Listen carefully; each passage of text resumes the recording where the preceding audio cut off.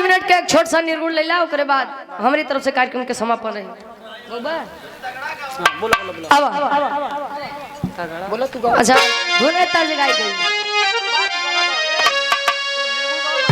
ठीक बा ठीक। अरे तमाया के नगरिया हो, अरे तमाया के नगरिया हो, गुजरिया जइबू छोड़ के।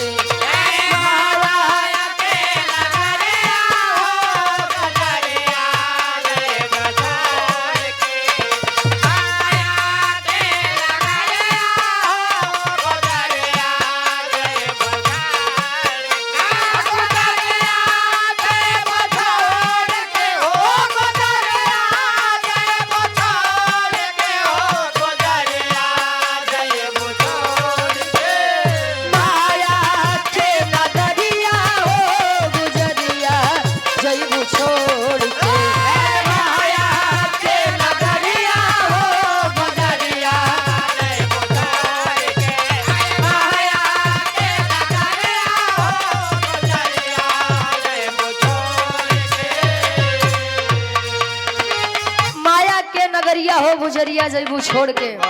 या कितना दाढ़ी मोछरा खाई ला हुआ खातिर सबको दुल्हने आ सबका पिया एक कौन पिया बासी वाली एम तो तू लोग जाता है यहाँ 80 न 75 पिया का मतलब परमेश्वर।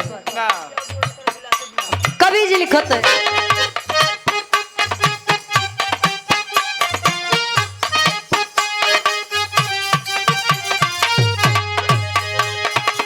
लख 84 भटकी भटकी के मानो मिला बतनवा हो, मानो मिला बतनवा भैया, मानो मिला बतनवा हो, मानो मिला बतनवा भैया, मानो मिला बतनवा हो।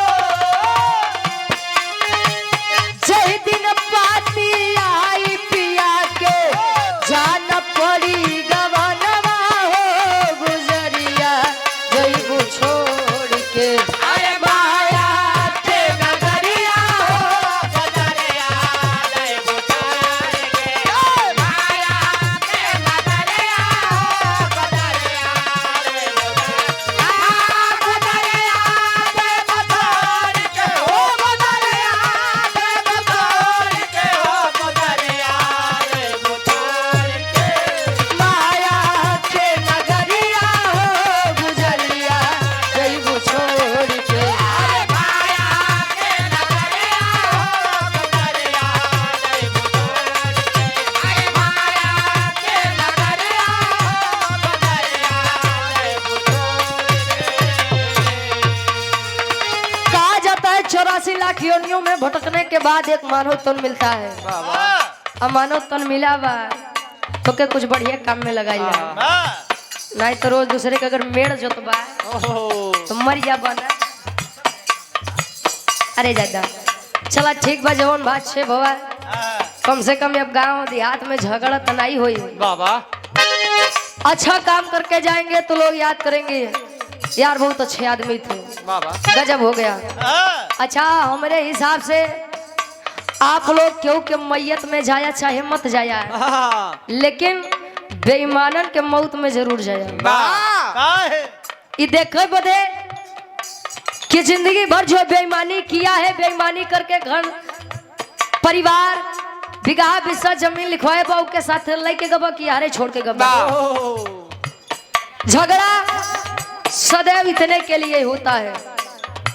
आई बड़े एक लाइन कवि जी और लिखा है जिंदगी का सत्य है का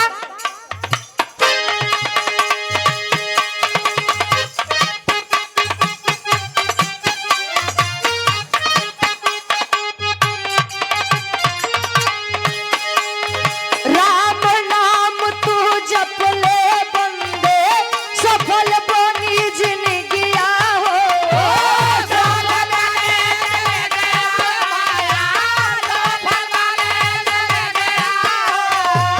सफल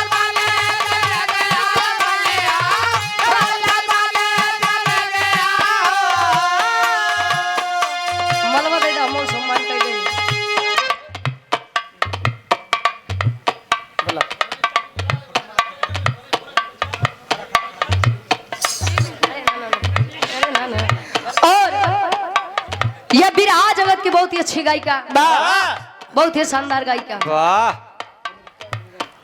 और बिरहा जगत में कम समय में आपने भी बड़ा तहलका मचाया हुआ है। वाह अमृता रंजन जी वाह वाह सुंदर माला और ढेर सारा मैं पुरस्कार देकर सम्मान किए।